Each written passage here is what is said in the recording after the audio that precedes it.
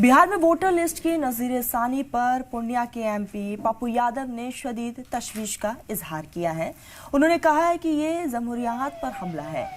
माधेपुर में एक निजी प्रोग्राम में पहुंचे पूर्णिया पप्पू यादव ने बिहार में वोटर लिस्ट की खुसूसी नज़ीर-ए-सानी को लेकर कई सवाल खड़े किए हैं। उन्होंने इस अमल को इंतजामी तौर से गैर अखलाकी और समाजी तौर से भेदभाव वाला बताया है।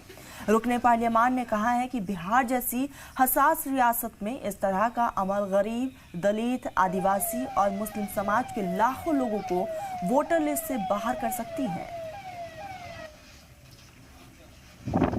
जब इन्होंने देखा कि हमारे बिहार में कुछ नहीं चल रहा है और बिहार में हम तालमेल नहीं कर पा रहे हैं और डायरेक्ट हम एनआरसी, सीए या ऐसी चीज़ों को ला करके हम मुसलमान के वोटर को नहीं काट पा रहे हैं, तो इन्होंने बड़ा साजिश, बड़ी हमला इन्होंने की और उस हमले में स्पेशल इंटेंसिव रिव्यू की कल्पना